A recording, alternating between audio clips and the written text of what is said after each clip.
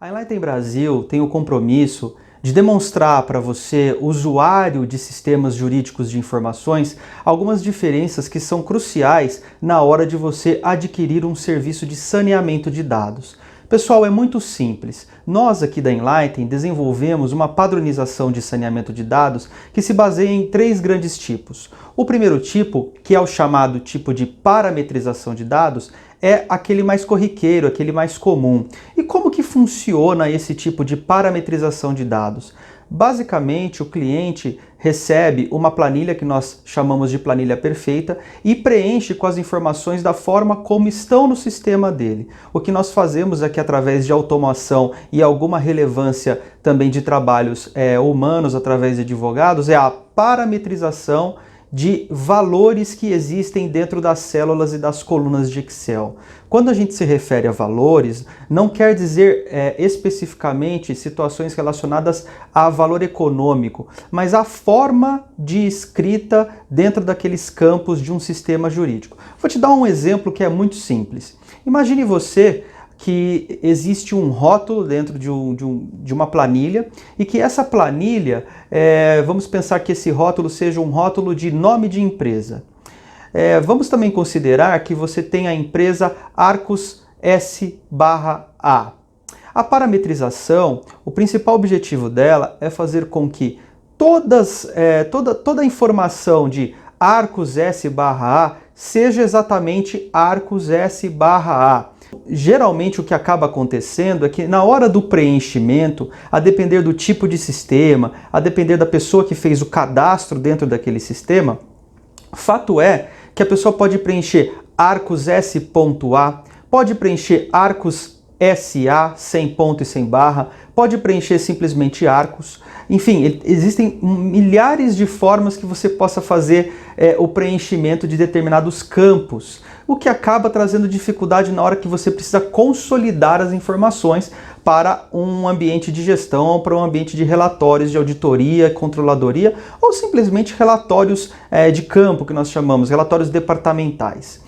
Esse é o tipo mais básico que existe de saneamento de dados jurídicos, que consiste somente na parametrização de determinados valores. Então, nome de empresa, nome de reclamante, tipo de vara, comarca, unidade da federação, podem ser escritas das mais variadas formas. A parametrização tem como principal objetivo eleger uma única forma para que aqueles casos então fiquem agrupados dentro de um formato de parâmetro desenhado. Esse é o formato mais simples. Agora eu vou te contar um saneamento que é um saneamento bastante complexo, que é o que nós chamamos aqui de saneamento de conteúdo.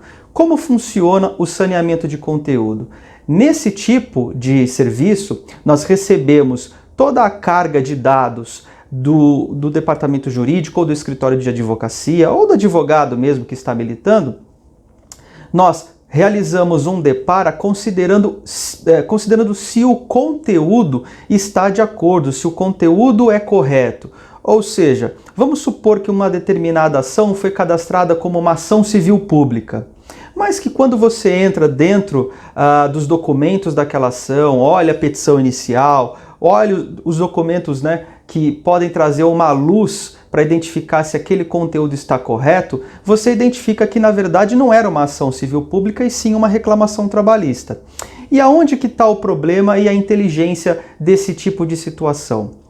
Muitas empresas que acabam precisando realizar reportes para fora do país ou a emissão de relatórios para melhorar os seus controles ou apresentação a departamentos financeiros, você há de convir comigo, você advogado, advogada, que se há uma ação civil pública e na verdade ela é uma reclamação trabalhista, o tipo de endereçamento ao tratamento daquela causa será completamente diferenciado, uma vez que uma ação coletiva acaba tendo outro tipo de repercussão do que uma simples reclamação trabalhista.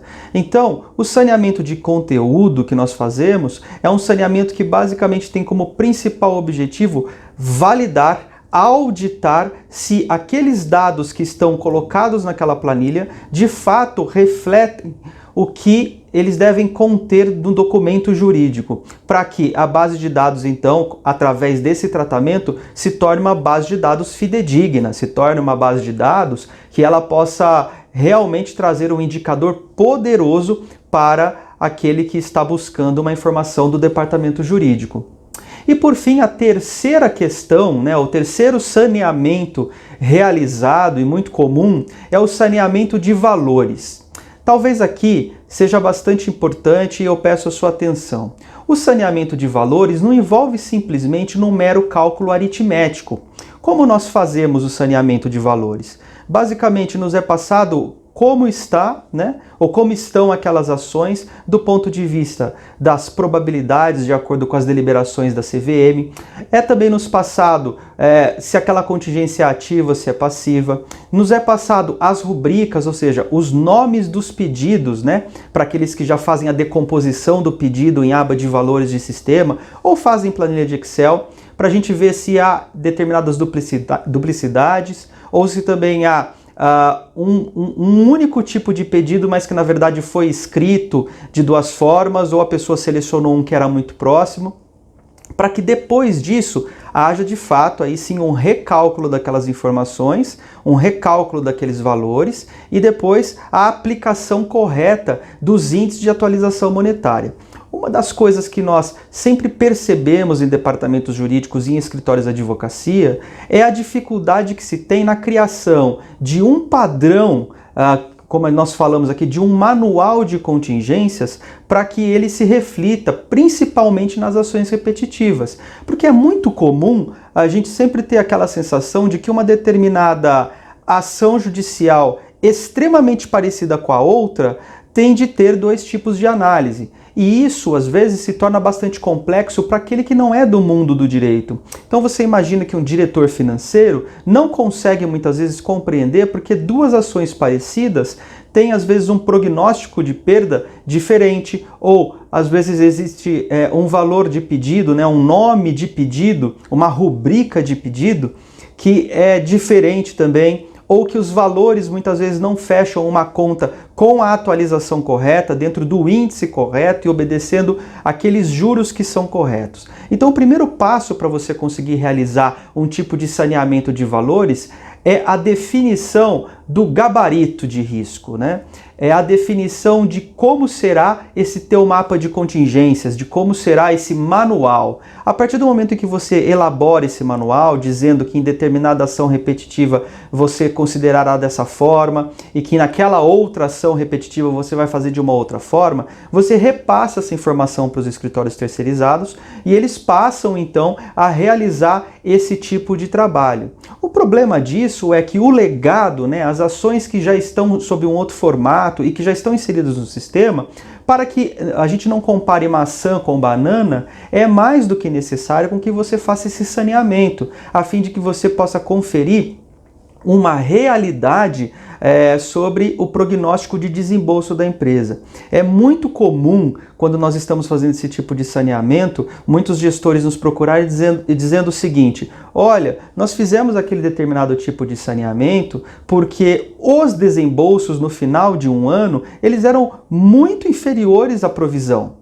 E esse talvez seja o primeiro diagnóstico que um gestor consegue ter de sua carteira. Porque se o desembolso é muito maior do que aquela provisão que ele estabeleceu, ou se é muito menor também daquela provisão, fato é que a provisão ou está superdimensionada ou subdimensionada. E é para isso que entra esse tratamento de dados visando um saneamento de valores. Basicamente, senhores e senhoras, esses são os três tipos de saneamento.